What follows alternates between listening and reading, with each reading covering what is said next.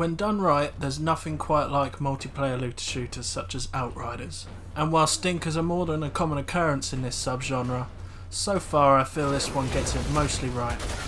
It's developed by People Can Fly, who made Gears of War Judgment and Bulletstorm, and for the next couple of weeks I'm going to be covering this game as it unfolds. I think a great place to start is the different classes. This game has 4 different options for classes, including the time-bending teleporting Trickster, the killer tank class the Devastator, and the support-focused Technomancer. But for today we're going to have our video well done and cover the Pyromancer. But before then, I'd like to just shout out Shatterbox Designs, who sent me some graphics that may be featured on my channel already, but I'll put them on screen now along with an ad with his details and the kind of work he does, because I was very grateful, because I can't do graphic design to save my life. It really helped me out, and if you need anything, get hold of him and I'm sure you can work something out. Alright, now back to the video. To start, let's go over the basics. As a Pyromancer, you can control fire and heat, and this class is most comfortable at mid-range. Your attacks will be mostly area of effect powers, which either immobilize, blow up, or set fire to your foes, as well as a melee attack, which will set fire to your enemies as well.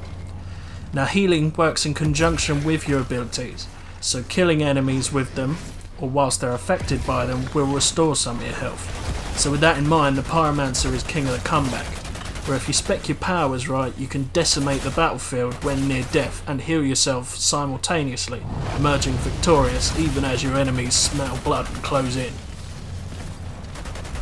Now, out of all the 4 classes, this was the only one I've died with so far, so it will be the most challenging to solo play with, at least to start with. But as you grow stronger and you develop alongside the game, your toolkit will expand, helping you get to grips with being a lone wolf, lining up ability kills with ease to heal yourself. But this class shines in a team, being able to freeze enemies or inflict statuses that your fellow Outriders can capitalise on, as well as the fact that despite not being the most destructive team member, you will passively up your allies' destructive power by combining your efforts. Though the best part about being a pyro in a team is that you by far look the coolest and your powers create an awe-inspiring fire-fueled spectacle that makes the battle look like you've been sent straight from hell to destroy your enemies. In summary, you could probably do better than the Pyromancer, but DPS isn't everything in my opinion, because this class feels to me the most satisfying to play as because the abilities are more fun and aesthetically pleasing to pull off, with a better challenge added to boot, with high risk, high reward healing system and flashy powers. If you want to really feel like you gave it your all and just scraped by, this is the class for you. Now let me know down in the comments section which class is your favourite. I've been Jamie from Pretty Stupid Gaming, and thanks for hanging out with me, and I'll see you in Enoch Outrider.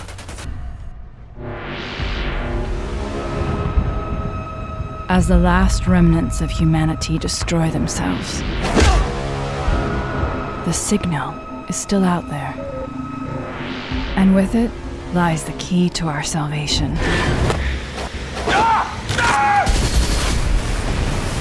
We journey from the ruins of our old world and into what lies beyond.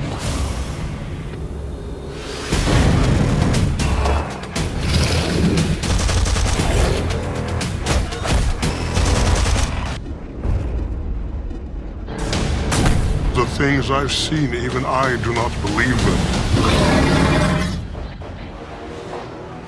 Where I am taking these two, there's no coming back.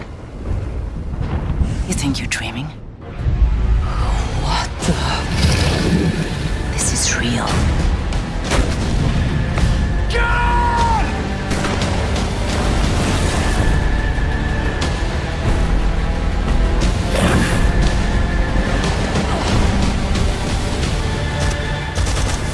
Do what you were sent here for!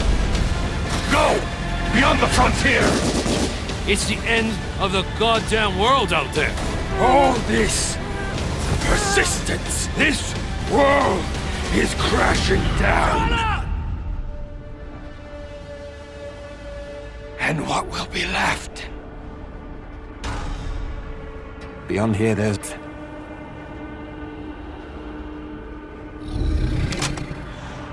I'm finding that signal.